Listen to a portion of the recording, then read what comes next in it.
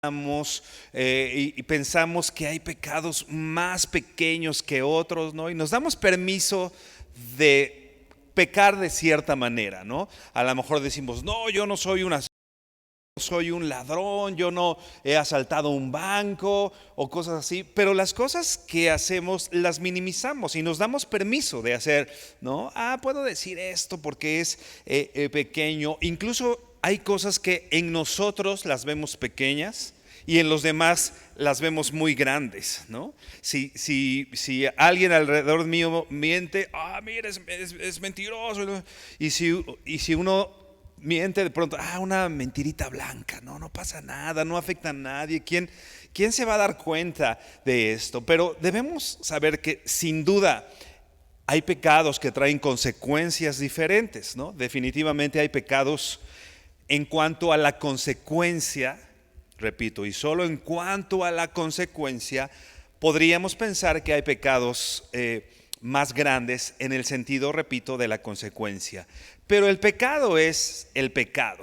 El pecado es transgredir la ley de Dios finalmente. Y dice la Biblia que si uno peca, ¿no?, en cualquiera de estos, uno se hace transgresor de toda la ley. Así que es importante que nosotros sepamos que no hay un pecado pequeño, ¿no? Que nuestra naturaleza pecaminosa se opone a Dios, se opone a lo que el Señor ha puesto, algo que el Señor nos ha dado, lo que nos ha enseñado en su palabra, y nosotros tenemos que saber eso. Hay una naturaleza pecaminosa en nosotros. El apóstol Pablo decía, hay una ley en mí, ¿no? Quiero hacer lo bueno, ¿no? Y queriendo hacer lo bueno, hago lo malo. ¿A alguien le ha pasado eso? ¿No? Creo que no, aquí todos somos mejores que Pablo. Pero ¿cuál es la diferencia? El apóstol Pablo es alguien que se dolía por el pecado y por su naturaleza pecaminosa, ¿no? Pero hay la diferencia en aquellos que pecan sin más, ¿no? Hacen, podemos decir, un deporte del pecado, ¿no? Y se empieza a cauterizar la conciencia, se empieza a cauterizar nuestro corazón, y lo que antes veíamos grande y lo que antes veíamos como un gran pecado, cosas que hace años no hacíamos y no nos permitíamos hacer, ¿no? De pronto nos damos cuenta que hoy estamos en eso, ¿no? Hoy estamos haciendo cosas que hace tiempo no hubiéramos permitido. Hoy permitimos cosas en casa que hace tiempo no hubiéramos permitido, ¿no? Y si analizamos de pronto nuestra familia, nuestras relaciones familiares, nuestra relación en medio de la iglesia, y si somos honestos, podemos darnos cuenta que hay pecado que hemos minimizado, pero que finalmente es como una bola de nieve que se va haciendo grande, grande, grande, y hasta que de pronto no podemos controlarlo. Así que es necesario tener diligencia, habilitar a nuestro corazón, preparar nuestro corazón para saber qué hacer en medio de la tentación, ¿no? Para saber qué hacer en medio de estas situaciones que pudieran llevarnos a pecar. Algo importante: Satanás indispone nuestro corazón, o dispone, podremos decir, nuestro corazón, y nos toma por sorpresa, ¿no? Por eso es importante que sepamos lo que dice la Biblia, ¿no? No ignores las maquinaciones del enemigo. El enemigo busca, repito, encontrarnos por sorpresa. Cosas que no nos habíamos planteado, de pronto llegan y no sabemos ni siquiera qué hacer, ¿no? Por eso es importante que no ignoremos que hay trampas del enemigo, que el enemigo está buscando que tú peques. El enemigo está buscando que tú niegues al Señor con tus actitudes, con tu pecado, con nuestro pecado. Que no podemos justificar lo que alguien me hizo, lo que alguien dijo, etcétera, para justificar nuestro pecado. ¿Sabes quién quiere que peques? El diablo, el enemigo. Por eso, repito, eso nos indispone y nos quita tantas cosas en nuestra relación con el Señor. Debemos saber que el pecado es algo así como los virus, ¿no? Pensando, por ejemplo, en el COVID, ¿no? Que si la variante esta, que si la variante otra, ¿no?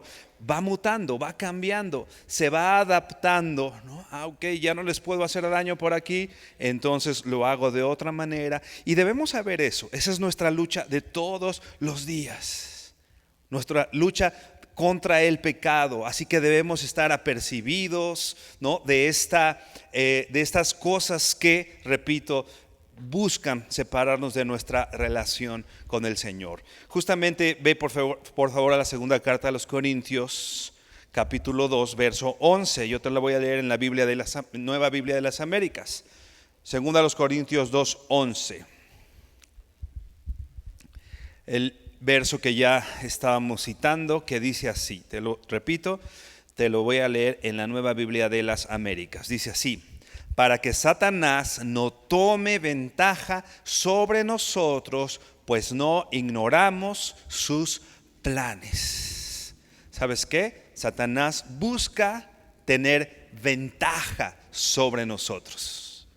Y el apóstol Pablo está diciendo algo importante. Para que esto no pase, para que Satanás no esté aventajado sobre ti, ¿qué tienes que hacer? Dice aquí, no ignoramos. La Nueva Biblia de las Américas dice sus planes. La Reina Valera dice sus maquinaciones. Hay maquinaciones, hay un plan, repito, hecho por el diablo mismo para llevarnos al pecado, ¿no? Maquinación o planes, como dice la Nueva Biblia de las Américas, quiere decir esto: aquello que es meditado, ¿no? Está maquinando, meditando, haciendo planes, porque tiene un propósito. Imagínate, puedes imaginarte esto: a Satanás pensando cómo hacerte caer. ¿Te das cuenta? Hay alguien por ahí pensando y haciendo planes y haciendo, dirán por ahí, un complot para hacerte caer en pecado. Repito, no es tu hermano, no es tu esposo, no es la gente de la calle, de la iglesia, de tu escuela, del trabajo. ¿Sabes quién es? Es Satanás, que está maquinando, que está haciendo planes para que tú peques. Y si Satanás saca ventaja sobre nosotros en este asunto, repito, no es... A veces justificamos nuestro pecado y pensamos que con eso le estamos haciendo un mal a mi hermano, ¿no? Él me hizo esto, entonces yo justifico mi pecado, entonces pues se lo puedo regresar, ¿no? Y justifico mi pecado. ¿Sabes qué? No le estás haciendo un daño a tu hermano. En realidad a quien lo estás haciendo es a ti, a tu relación con el Señor y todas las consecuencias que puede traer el pecado. Y Satanás entonces encuentra ventaja. Tiene en la mira tus pensamientos. Satanás tiene en la mira tus pensamientos y busca bombardearte de muchas maneras, ¿no? De muchas maneras. Se me ocurre ahorita, por ejemplo, series de televisión que bombardean tu mente, tu corazón, anuncios espectaculares, ¿no? Tantas cosas que buscan que nuestros pensamientos vayan enfocados a algo. Pero algo importante, Dios ha provisto protección para desenmascarar, ¿no? Para poder ver y no ignorar estos planes, estas maquinaciones.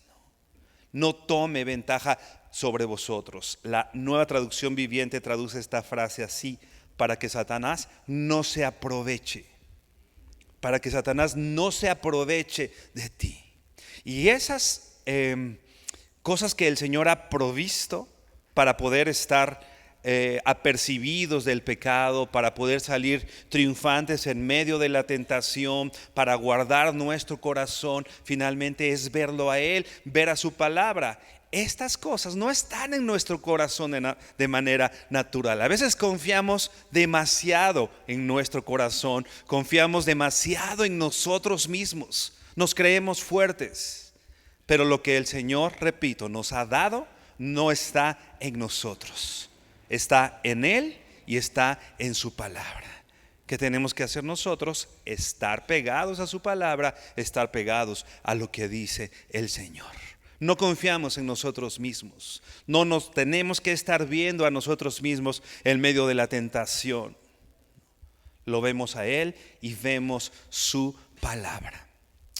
Hay algo que no sé si haya por aquí algún piloto aviador o voy a tratar de hablar lo más apegado a lo que yo creo que, bueno, lo que he estudiado, de lo que se trata esto. Pero bueno, quiero ponerte un ejemplo.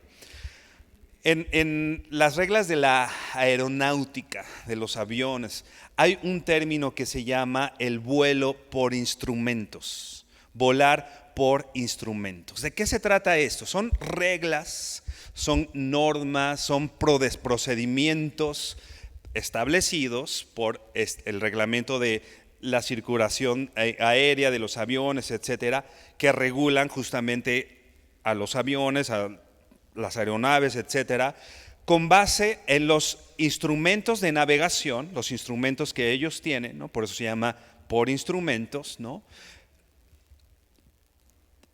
Previstas estas leyes, estas normas, están previstas para cuando el piloto no tiene un contacto visual, por ejemplo, con la pista de aterrizaje, ¿no?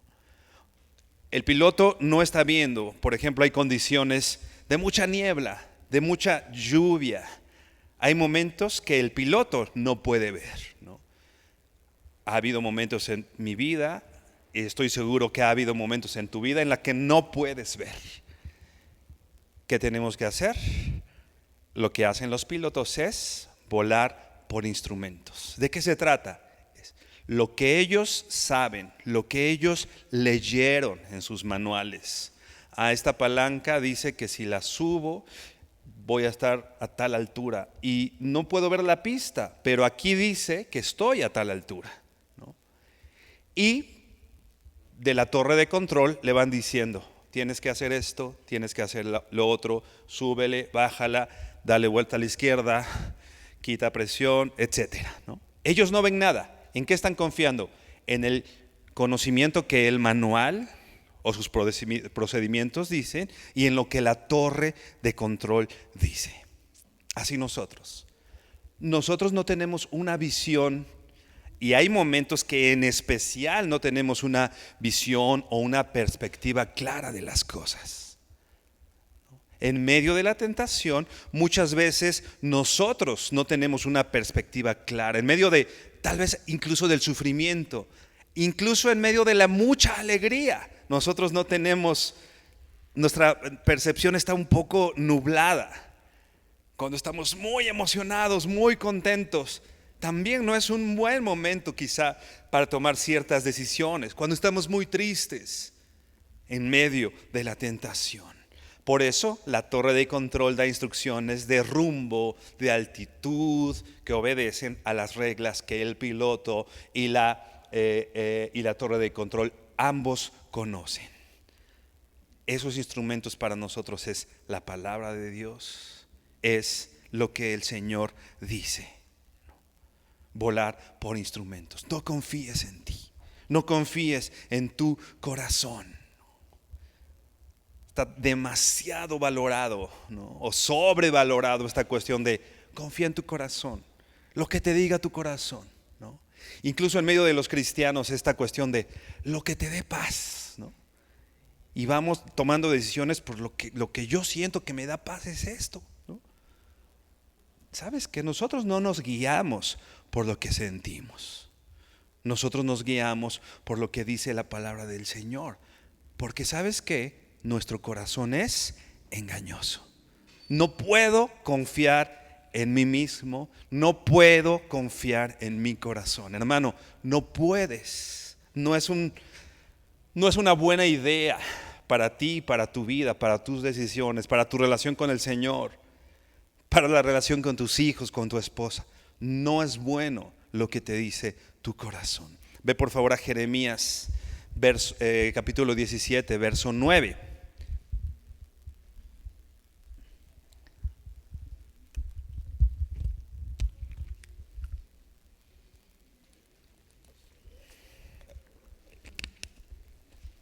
Dice así: Eh, Nueva Biblia, te lo voy a leer en varias versiones.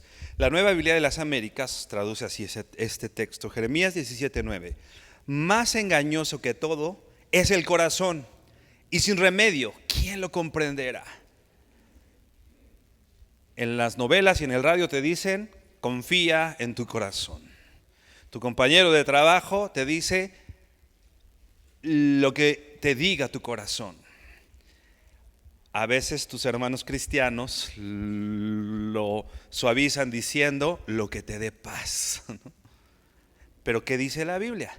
El corazón es lo más, la NBDA, más engañoso que todo es el corazón. No confiamos en nuestro corazón, no confiamos en nosotros mismos. La Nueva Traducción Viviente lo traduce así: el corazón humano es lo más engañoso que hay. ¿Te fijas a dónde lo lleva esta versión? El corazón humano es lo más engañoso que hay. O sea, está diciendo en otras palabras, no hay nada más engañoso que tu corazón. No el de tu hermano, no el de tus hijos, no el de tu esposo, no el de tu esposa. Tu corazón, mi corazón. Y yo tengo que saber esto. Mi corazón es engañoso. Mi corazón me trata de engañar. Sigue diciendo la NTV, el corazón humano es lo más engañoso que hay y extremadamente perverso. ¿Cómo es nuestro corazón? Perverso. Quizá para nosotros es una desilusión decir esto, pero es la verdad y lo dice la palabra de Dios. Nuestra sabiduría humana, de lo que se ha llenado nuestra mente, eso es perverso y eso es engañoso. La Nueva Biblia Viva traduce así ese texto: nada hay tan engañoso ni tan absolutamente perverso como el corazón. Nadie es capaz de conocer a fondo su maldad. No hay nadie capaz de poder determinar qué tan perverso, qué tan malo es nuestro corazón. Así que, hermano, no confiamos en lo que me dé paz, ¿no? O esa supuesta paz. No confío en lo que me diga mi corazón. No confío en mí mismo en medio de la tentación. ¿En qué confío? En la palabra, en lo que dice la Biblia. Por instrumentos.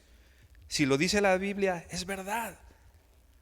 Hay veces que tenemos que volar por instrumento, no alcanzamos a ver, no vemos la pista de aterrizaje, no vemos dónde estamos ubicados, no puedo determinar si estoy cerca del aeropuerto o lejos del aeropuerto, no puedo determinar cuál es la solución a este problema, no puedo determinar qué va a pasar con mis hijos, no puedo determinar qué decisión tomar en el trabajo. No la determines solo. O no la determines pidiéndole ayuda a tu corazón. Ve a la palabra del Señor. Ve a Dios mismo. Y por supuesto a las personas que Dios ha puesto, a las personas maduras, quiero decir, que Dios ha puesto alrededor de ti para indicarte. Porque tu corazón es engañoso. ¿Sabes qué?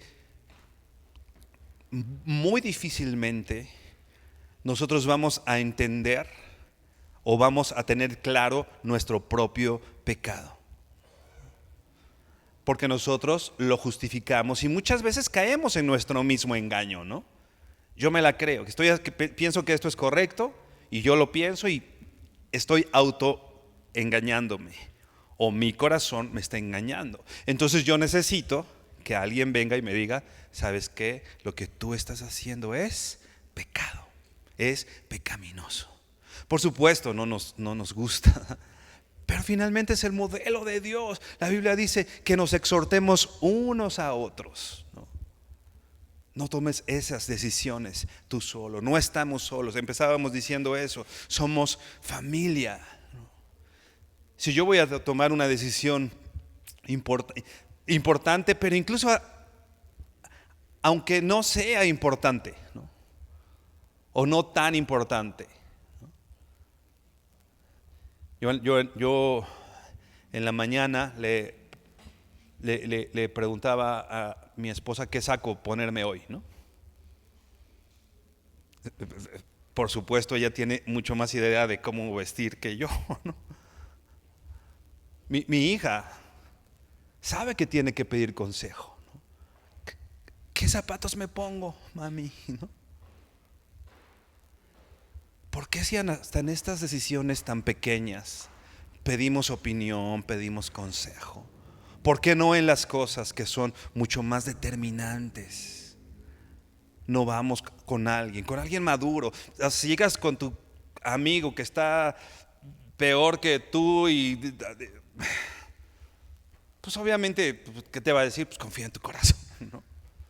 Hazlo con una persona que tú sepas que su testimonio hace evidente, no que es perfecto, por supuesto, pero cierta madurez, cierto conocimiento en la palabra del Señor. Tenemos que guardar nuestro corazón en medio de la tentación. Tenemos ese deber.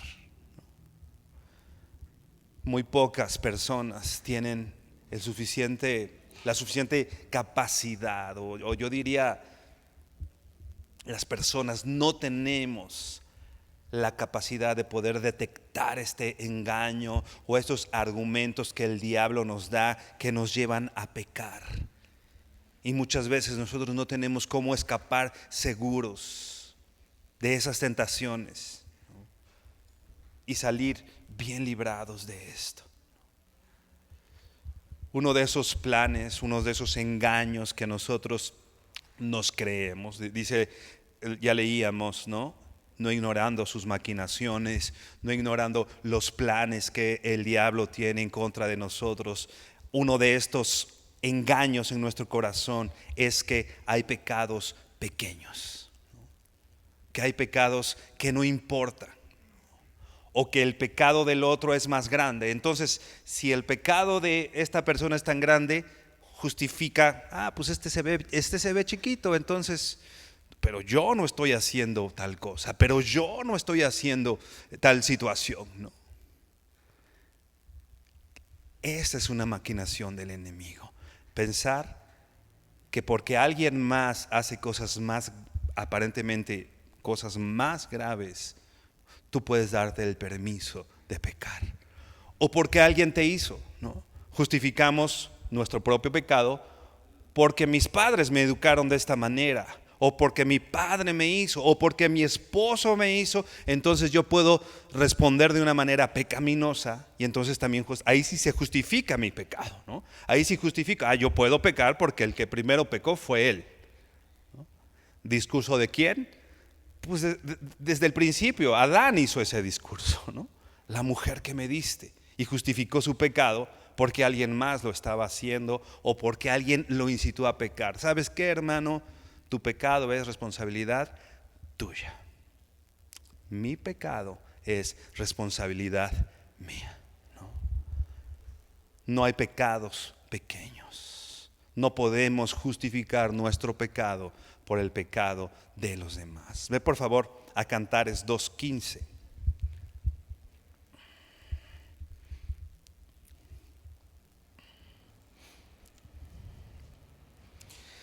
Cantares 2:15, igual Nueva Biblia de las Américas, dice así: agarren las zorras pequeñas que arruinan las viñas, pues nuestras viñas están en flor. Las zorras pequeñas a las que se refiere eran esos, zorras muy pequeñas que podían esconderse, ¿no? Y que en algunos casos, por ejemplo, lo que hacían, el daño que hacían aparentemente era inofensivo o era menor. Entonces llegaban y rascaban la tierra. Normalmente lo que comían eran como las raíces de las viñas, ¿no? Entonces cuando veían una viña que estaba frondosa y sana, de pronto aparentemente todo estaba bien, no tenía plaga, no tenía nada, y empezaba a marchitarse, empezaba a morir, ¿no? ¿Por qué? Porque permitieron que las pequeñas zorras, ¿no? Esas cosas que no se veían, ¿no? Estuvieran, ¿no? Les perdonaron la vida, vamos a decir, ¿no? Y entonces arruinaron estos estas grandes viñas, ¿no? Nosotros podemos pensar en pecados pequeños, pero el daño que puede causar es grande, ¿no? Pequeños compromisos con el mundo, ¿no? Pues todo el mundo lo hace, puedo hacerlo yo, ¿no? Pequeñas desobediencias, ¿no? No, y justifico mi rebeldía. Dice, nada más es poquito, ¿no? O es injusto lo que me están haciendo. Justifico mi pecado porque aparentemente alguien está haciendo algo injusto, ¿no? Pequeñas cosas, ¿no? Permisos que nos damos, ¿no? Permisos que le damos a nuestra carne. Y sin darnos cuenta que esas cosas traerán una consecuencia importante, no solo en nuestras vidas, sino incluso en la vida de los demás. Algo debemos saber: nuestro pecado no solo nos afecta a nosotros. Si tú, padre de familia, pecas, vas a afectar a tu esposa, a tus hijos, a muchas personas alrededor. Si tú, mamá, mujer, pecas, igual vas a afectar a tu esposo, a muchas personas. Muchas personas inocentes son afectadas por nuestros pecados, incluso por esos pecados que nosotros pensamos que son pequeños. Debemos poner atención a esas pequeñas cosas. Estamos como que acostumbrados a pensar las cosas en grande, ¿no? Yo cuando esté en tal lugar, entonces ahora sí voy a hacer tal cosa, ¿no?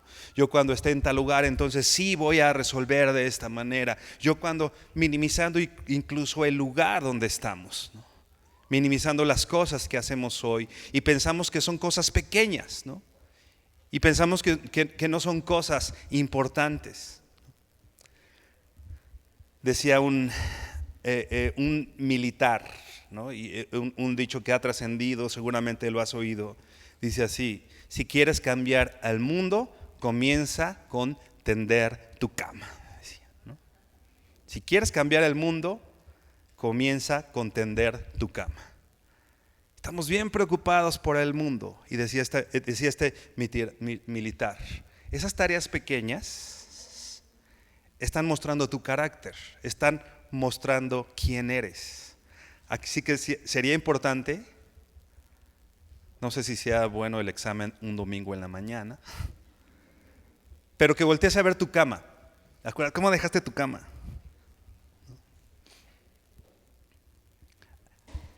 Ahí podemos empezar a ver nuestro carácter, las cosas pequeñas. No pienses que cuando llegue el trabajo como esto sí es importante, entonces ahí sí voy a hacer.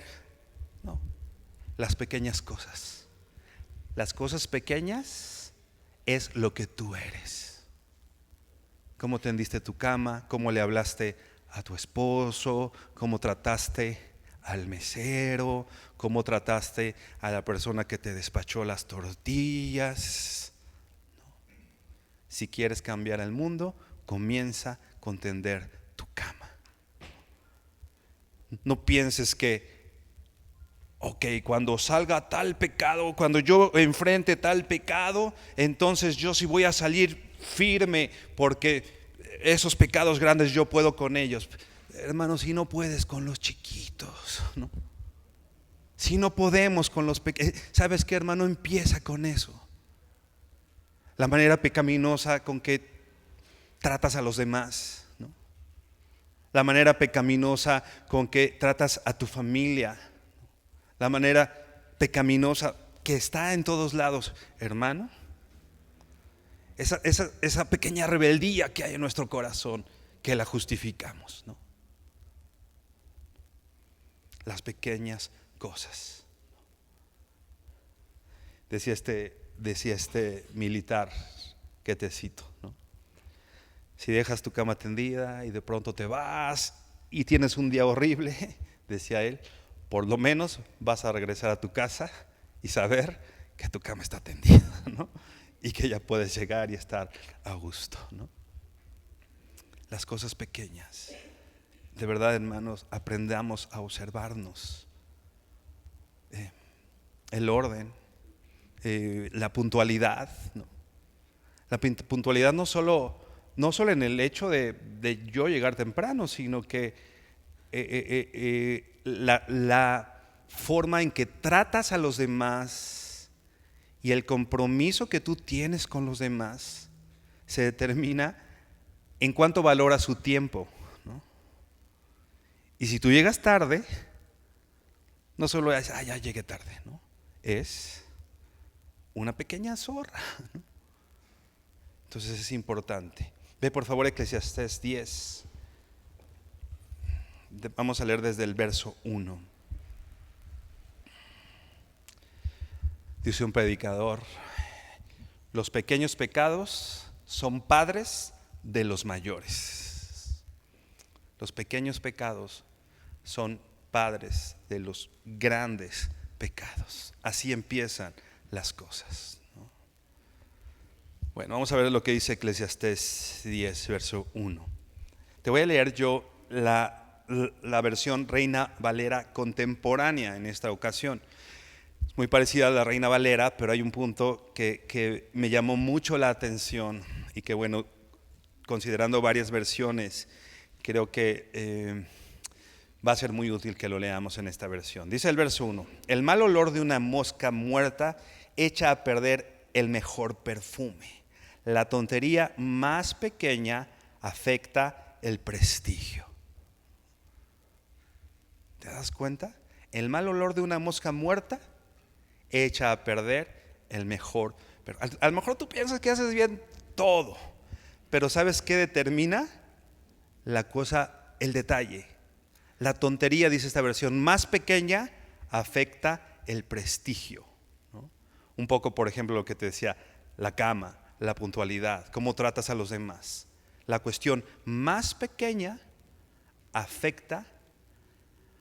Dicho de otra manera que la Biblia ocupa, es el buen nombre. El buen nombre, ¿no? Esta cuestión del prestigio tiene que ver con eso. ¿A qué se referían? El nombre era algo importante en el Antiguo y en el Nuevo Testamento, ¿no? Por ejemplo, personas con buen nombre son personas que tú evocas un nombre, y aunque no estés viendo a la persona, piensas en alguien. Fulanito. Es responsable, es una persona confiable, una persona fiel, ¿no? Esa persona tiene un buen nombre, una buena fama, un buen prestigio. Y hay personas que no tienen buen nombre, ¿no? Vienen a tu mente, ay, pero siempre llega tarde, pero híjole pero, ¿no? ¿Cómo se hace ese buen nombre? Con las tonterías más pequeñas, con las cosas más pequeñas. La tontería más pequeña afecta el prestigio de quien es sabio y honorable. Verso 2. El sabio tiene el corazón en el lado derecho, el necio lo tiene en el lado izquierdo. Te voy a leer otra vez el verso 2. El sabio tiene el corazón en el lado derecho, el necio lo tiene en el lado izquierdo. ¿De qué lado tienes el corazón? ¿Del lado derecho? El sabio tiene el corazón del lado derecho. Ahorita voy un poco más a este verso que me llamó mucho la atención. Pero dice el verso 3: tampoco se sostiene el necio, que aún por el camino va proclamando su necedad, ¿no? Tampoco o sea, híjole, está chistoso. La Nueva Biblia, el verso 3 lo traduce así: se puede identificar a los necios tan solo de ver cómo andan por la calle, con las cosas pequeñas. Y aparte, ¿no?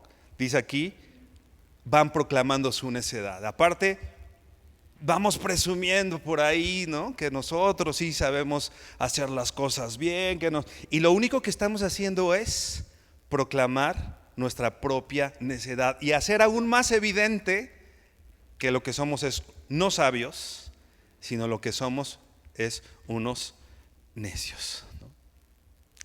Decía alguien, un escritor no cristiano que hace muchos años leí, decía, hay algunas sociedades, particularmente hablaba de las sociedades latinoamericanas, ¿no?, en que piensan que hacer lo incorrecto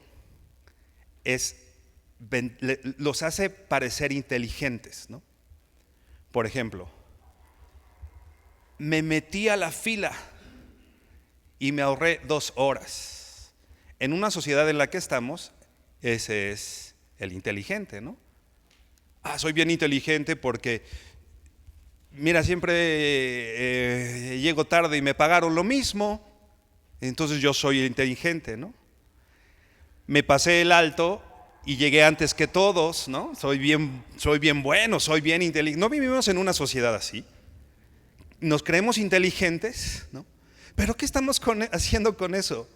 Proclamando nuestra necedad, ¿no? Aparte creemos que es ser inteligente, pero es todo lo contrario.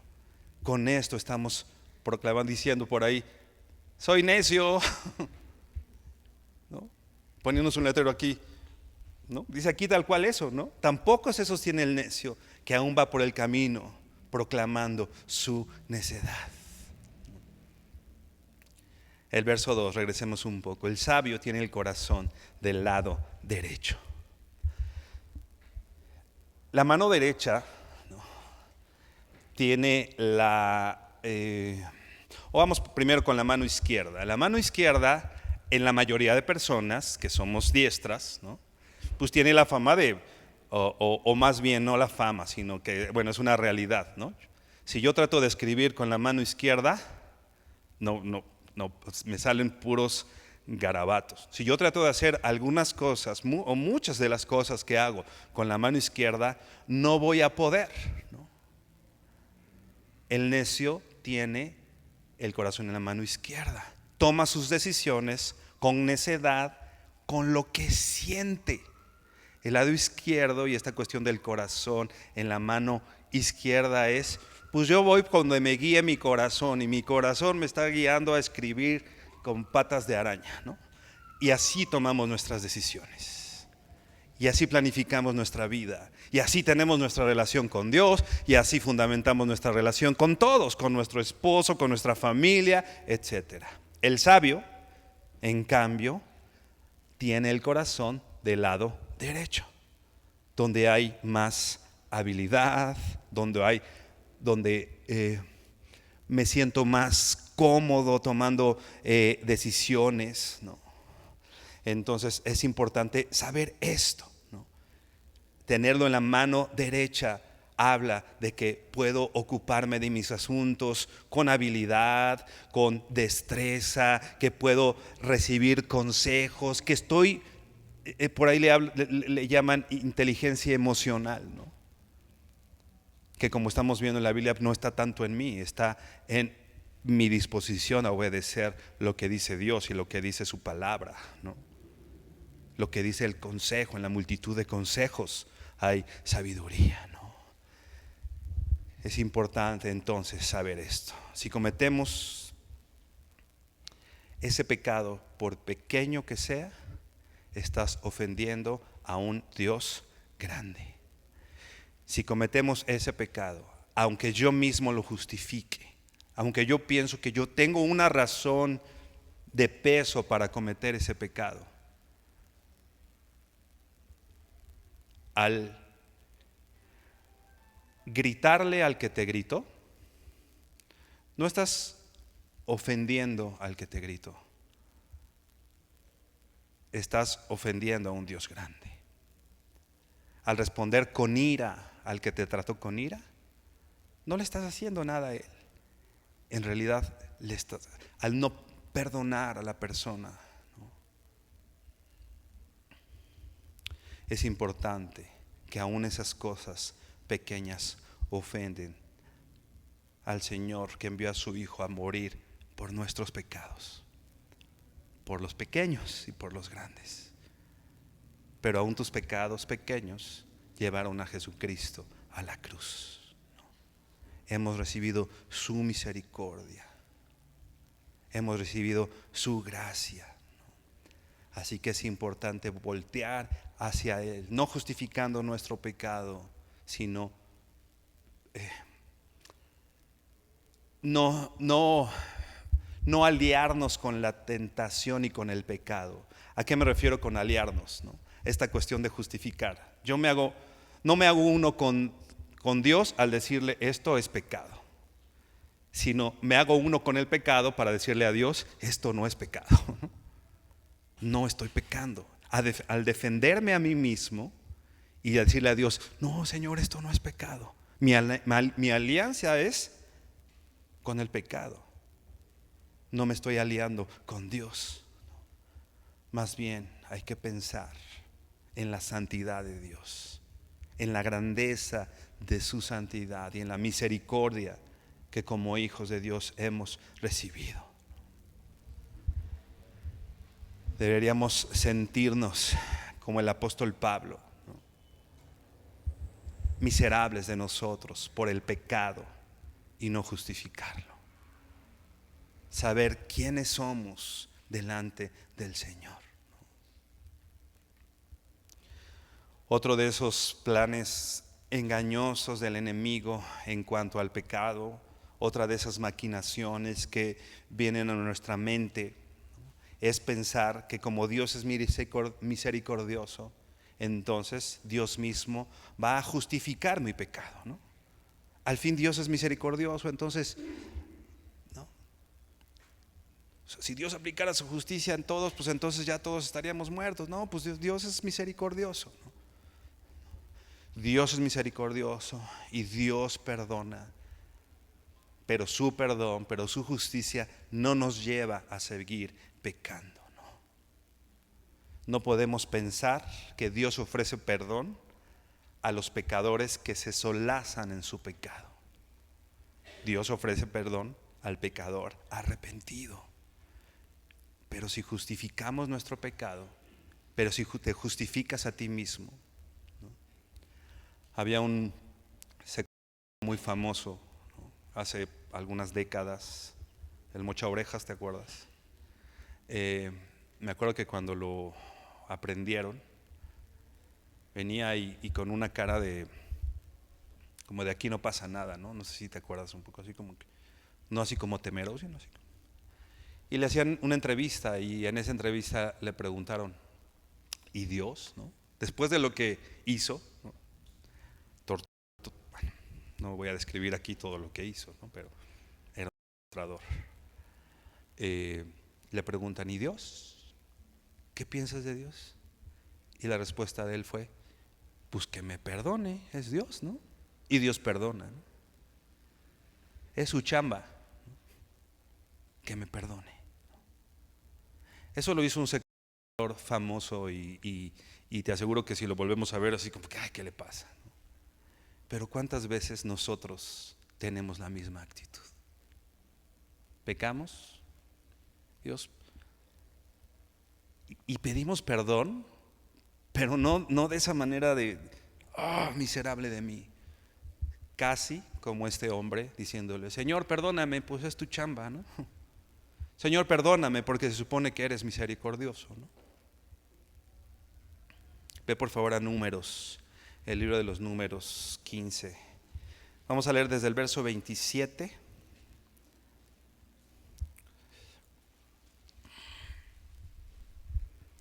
Te lo voy a leer también en la Nueva Traducción Viviente, en la NTV. Números 15, verso 27 dice, si un individuo comete un pecado involuntariamente, otra vez, si un individuo comete un pecado involuntariamente, la persona culpable llevará una cabra de un año como ofrenda por el pecado. El sacerdote lo sacrificará para purificar a la persona culpable ante el Señor y la persona será perdonada. Varias cosas que quiero considerar en estos dos primeros versos, 27 y 28. Una persona que dice esta versión que comete un pecado, vamos a decir, sin querer, ¿no? Involuntariamente. Pero ¿te das cuenta lo que dice más adelante? El sacerdote sacrificará para purificar a la persona culpable ante el Señor. esos pecados que hacemos diciendo fue sin querer, de todas maneras nos hacen culpables delante del Señor. Y de todas maneras tienen una consecuencia. ¿Te das cuenta? Aunque yo diga, fue sin querer, no me di cuenta, mi intención era buena, ¿no? Mi corazón me dijo que fue la decisión de mi corazón, ¿no? Acuérdate, engañoso es el corazón. Y cuando tú piensas, tengo una buena intención en esto, pongámoslo en duda y veamos lo que dice la palabra del Señor, ¿no? Estos pecados aparentemente involuntarios, de todas maneras, tenían una consecuencia. Se necesitaba un sacrificio y la persona era culpable. Era perdonada por este sacrificio. Era perdonada. Pero ¿te fijas? La ignorancia, el pensar que era sin querer, el pensar que no estaba haciendo nada malo, de todas maneras trae una consecuencia. Hoy en día, ¿cuántas veces justificamos el pecado, ¿no? Y pensamos que es por una buena razón, ¿no? Ay, está pasando esto y cuántos, por ejemplo, chismes se justifican porque hay una buena razón para hacerlo, ¿no? Hay una buena razón para que yo hable mal de mi hermano, esa sí es una buena razón, ¿no? Hay una buena, y justificamos tantas cosas, ¿no? Personas que crean división por sus buenas intenciones, ¿no? Incluso si pensamos que tienen intenciones correctas, que no es así, pero incluso si pensáramos que tienen intenciones correctas, de todas maneras el pecado es pecado, ¿no? No hay intención, en el pecado no hay intenciones correctas, pero pon tú que sí lo haga por una intención correcta, que en efecto la intención de su corazón, aún si la intención es correcta, el pecado es pecado y había una consecuencia y por el sacrificio era perdonado. Pero dice el verso 30, dice así: sin embargo, aquellos que descaradamente, dice aquí, sin embargo, aquellos que descaradamente, otra versión dice que obra con desafío, violen la voluntad del Señor, sean israelitas de nacimiento o extranjeros, blasfeman contra el Señor y deberán ser excluidos de la comunidad, puesto que trataron la palabra del Señor con desdén y desobedecieron su mandato de manera deliberada. Deben ser completamente excluidos y sufrirán el castigo por su pecado. Aquellos, dice, que descaradamente, que obren con desafío. En otras palabras, aquellos que justifican su pecado. Yo peco porque esto es lo correcto, ¿no? Y porque fulanito me hizo, entonces lo correcto es que yo haga. Lo correcto es que yo diga, ¿no? Aquellos que no son arrepentidos, sino que dice descaradamente, dice la otra versión que te decía, con desafío, ¿no? Desafían a Dios. Dice que deben ser excluidos de la comunidad. ¿Por qué? Primero que nada, porque trataron la palabra del Señor con desdén. No importa. El Señor dice que no ande chismeando, pero es chiquito. ¿No estamos tratando la palabra de Dios con desdén? Lo que Dios dijo no importa, ¿no? Ese quizá es el mayor problema. Porque ya vimos que para el pecador que viene con su sacrificio, y aunque lo haya hecho sin querer, pero pues es pecado y hay consecuencia, pero finalmente recibimos perdón, ¿no? Pero cuando justificamos nuestro pecado y tratamos lo que Dios dijo como cosas sin importancia, entonces dice, y desobedecieron su mandato de manera deliberada, deben ser completamente excluidos y sufrirán el castigo por su pecado. Sí, Dios es misericordioso, Dios es paciente. Pero si tenemos un Dios misericordioso y paciente, ¿qué nos hace pensar que podemos pecar contra Él? ¿Qué nos hace pensar esto, ¿no? Salmo 103, verso 11, dice así. Salmo 103, 11. Dice: porque como están de altos los cielos sobre la tierra, así es de grande su misericordia para los que le temen. Como está lejos el oriente del occidente, así alejó de nosotros nuestras transgresiones. ¿Para quién es la misericordia? Dice aquí, para los que le temen, para los que le aman, ¿no? Dios es un Dios misericordioso. Así como está alto los cielos sobre la tierra, así es de grande su misericordia. Y a veces nos quedamos ahí, ¿no? Dice aquí, para los que Dios dijo esto. Es importante. Si Dios lo dijo, es importante. Temo al Señor. Temo que el Señor, sé que el Señor me está viendo en cualquiera de las circunstancias en las que estoy. Así hizo alejar de nosotros nuestras transgresiones. Y ve por favor a Romanos 2, verso 1.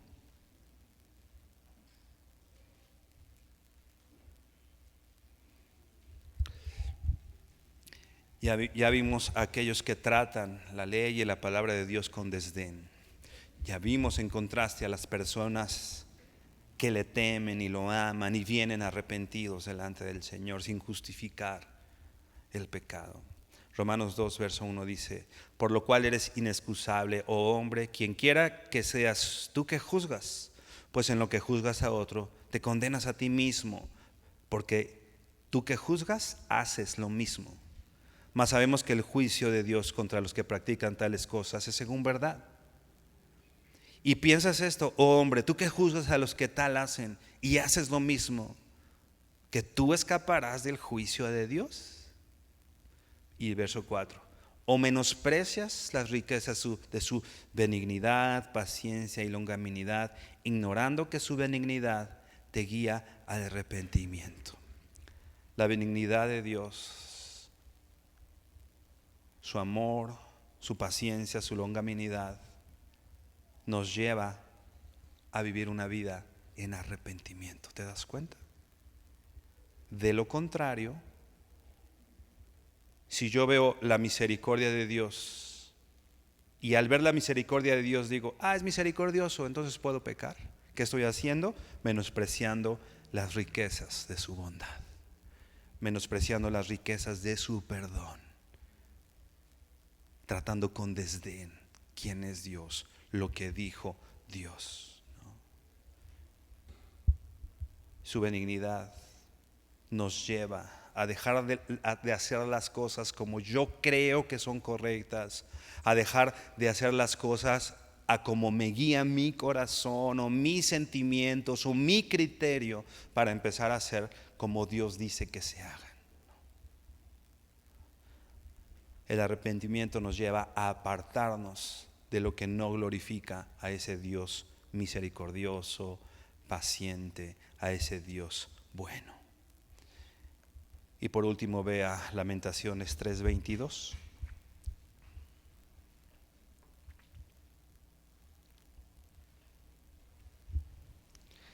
Lamentaciones 3:22 dice así: por la misericordia de Jehová no hemos sido consumidos, porque nunca decayeron sus misericordias.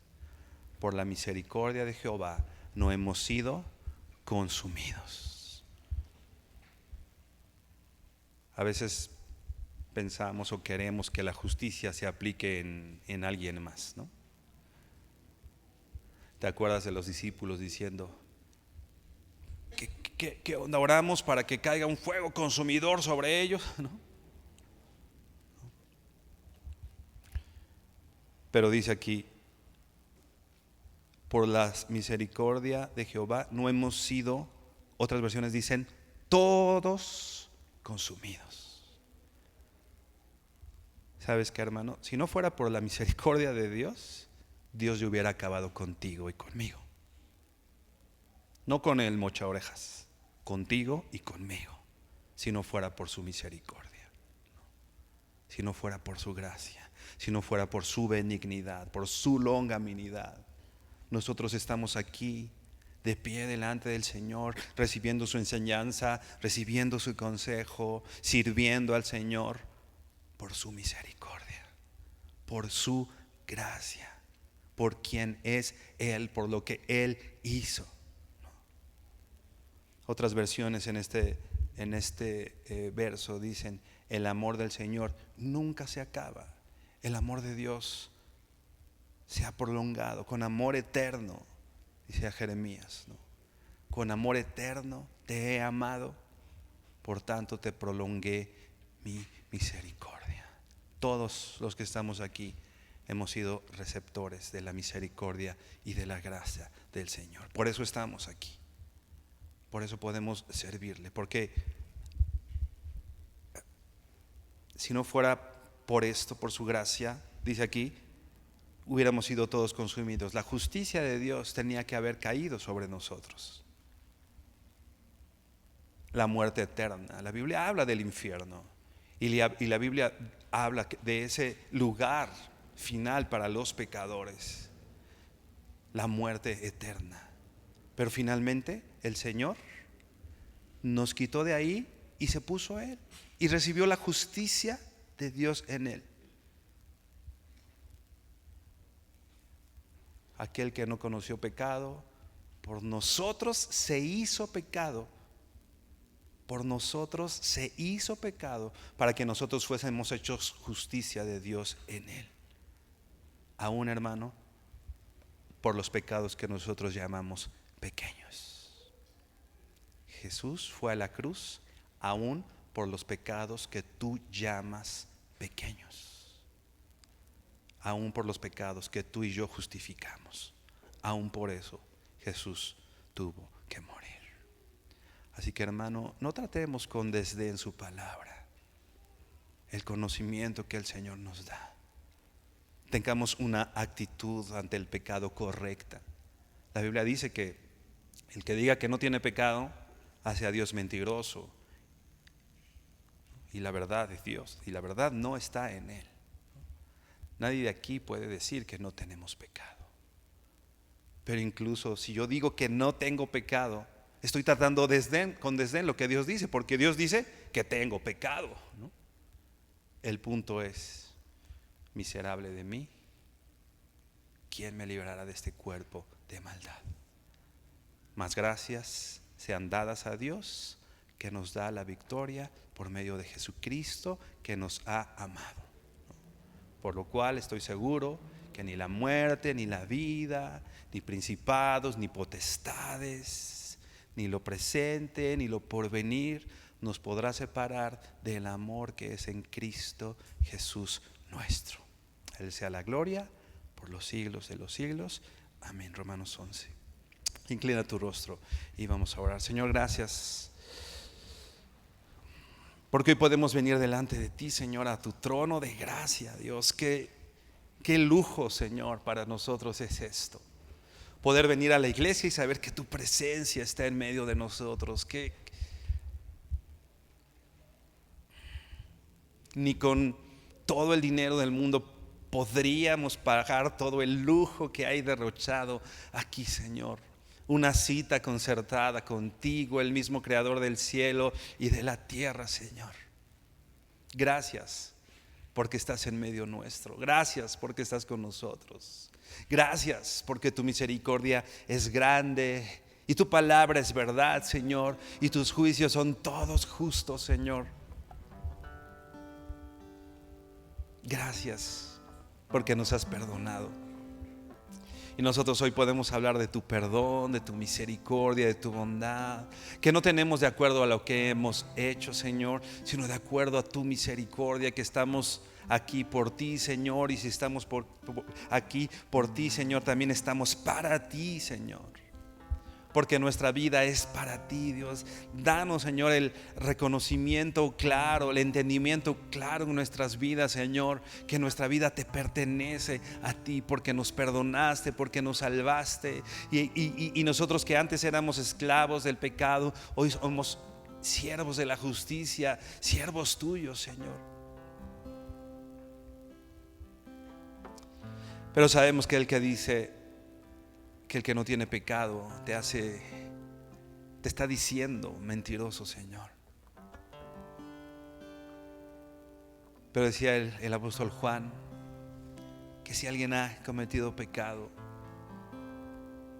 venga delante de ti, que lo confiese, que confiese. Y qué abogado tenemos para con el Padre, Jesucristo el justo, que está, Señor, al lado tuyo, intercediendo por nosotros, diciéndote que Él murió por nuestro pecado, Señor, y a Él acudimos hoy. Señor, nos duele nuestro pecado, nos duele nuestro pecado. Señor, me duele haber pecado. No solo esos pecados escandalosos, Señor, sino me duele, Señor, la soberbia, Señor, que me lleva a tratar mal a los demás, Señor. Que no se trata de que les hable mal solo, sino eso solamente refleja lo que hay en mi corazón, que es pecado finalmente, Señor. Perdóname por mi soberbia, Señor, mi orgullo, que tal vez yo lo justifico pensando que las cosas que yo hago son importantes y por eso puedo ponerme así con las personas, Señor. Perdona mi orgullo, Señor, que me lleva a no considerar a las demás personas, el esfuerzo, el tiempo de las demás personas, Señor.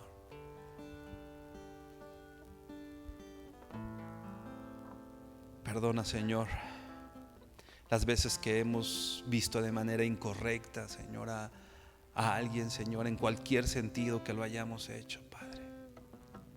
Perdónanos, Señor, eso es pecado y habla de nuestro corazón y de nuestra naturaleza pecaminosa, y eso no te glorifica y no te honra, Señor. Perdona, Señor, nuestros pecados. Perdona, Señor, nuestros pecados, Señor. Estamos arrepentidos, Señor. Queremos apartarnos de ellos y queremos, Señor, glorificarte a ti y vivir por la fe que has depositado en nosotros, Señor, por Jesucristo, Padre. Enséñanos a vivir una vida santa, como hombres que adoran tu nombre y te glorifican, como mujeres que profesan piedad, Señor. Y hacer evidente, Señor, ante los demás que tenemos una relación contigo, Dios. Y que una relación contigo transforma a las personas y que nos ha transformado y que transforma mi forma de hablar, de conducirme, de pensar. Para que tú seas glorificado en todo y por todo, Señor. No queremos levantar las manos en la alabanza si estas manos no te glorificaron antes y declararon que tú eres santo toda la semana, Señor. Por eso hoy venimos delante de ti, Señor, pidiéndote perdón, Padre. Tomando de tu justicia, tomando de quién eres tú, Señor. Porque ya nuestro pecado todo cayó sobre tu Hijo Jesucristo. Y ahora, ¿quién acusará a los escogidos del Señor? Si tú eres el que nos justifica.